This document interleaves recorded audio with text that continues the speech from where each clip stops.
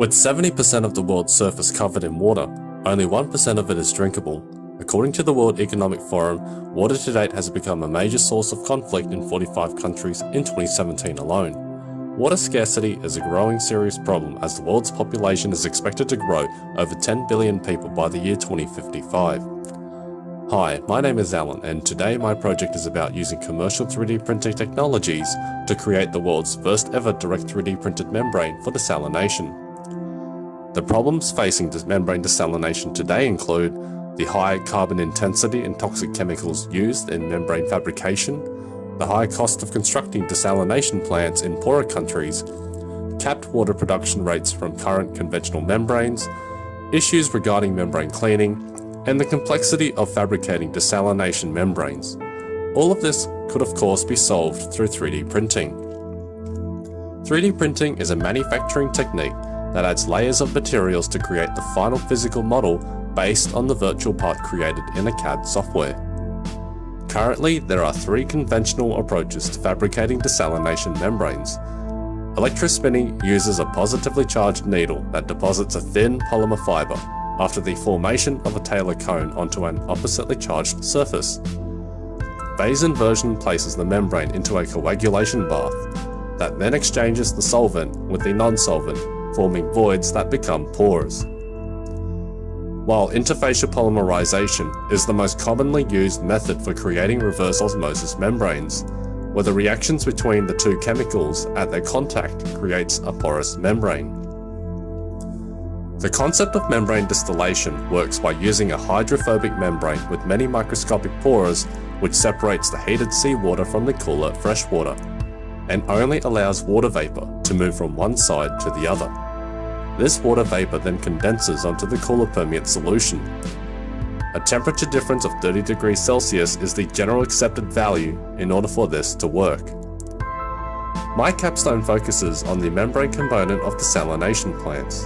The membrane component is widely regarded as the core component of any membrane desalination process, and the efficiency of the entire process can depend on the productivity of this part. A higher productivity for a membrane reduces the cost of water production due to the effects of economy of scale. To test whether the membrane works or not, we need to achieve a minimum temperature difference of 30 degrees Celsius between seawater and freshwater, circulated at 400 ml per minute to replenish heat energy, using a salt concentration of 35 grams per litre to mimic seawater, and a conductivity meter to detect for any salt leakage.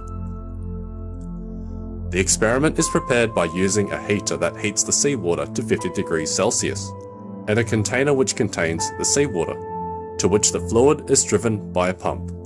Similarly, distilled water is used as the cooled permeate solution and is also driven by a water pump. This gain in water mass is weighed on a mass counter. The module, which can be seen in the middle of the screen, sandwiches the 3D printed membrane which separates the heated feed water and cooled permeate solution.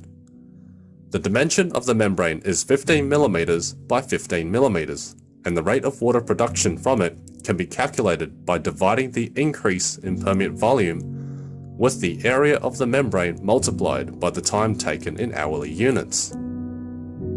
The process of designing and making the membrane is as follows.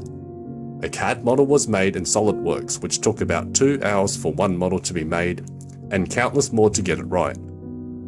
This was then sent overseas for fabrication. The sample is received and tested within the laboratory with the results finally measured.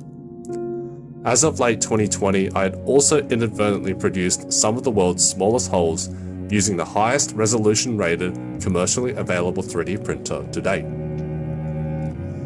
The results from the experiment were amazing.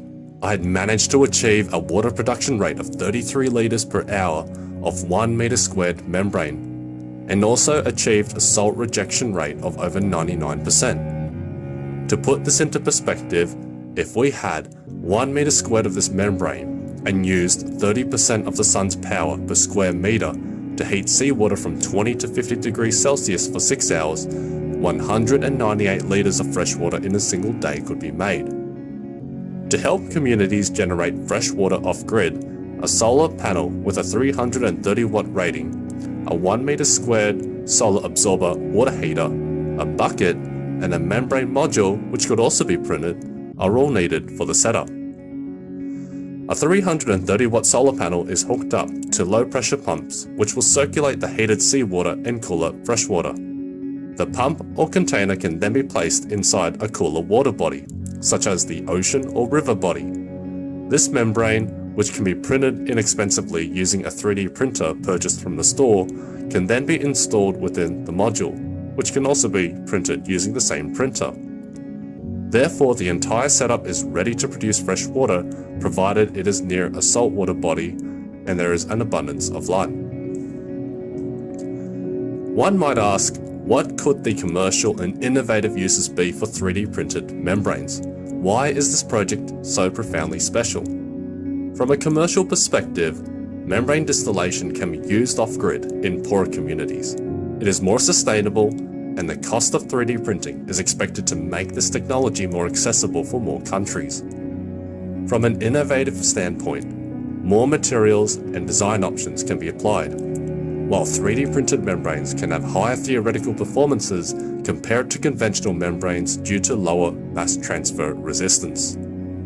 To the best of our knowledge, the development of 3D printed membranes using commercially available 3D printer technologies on the market has never been successfully done before. In the next 5 years, both 3D printing and membrane desalination as an industry are forecasted to grow as the world's water demand increases. 3D printing brings with it environmentally safer and sustainable benefits, wider material options for membranes, and is a growing industry within manufacturing for the coming few decades. The opportunities to design custom nano features within desalination membranes also promises superflux-like properties, significantly improving the efficiency and performance of membrane distillation. One day, 3D printing could hold the promising potential to solving water scarcity worldwide. That concludes my presentation, and thanks for watching.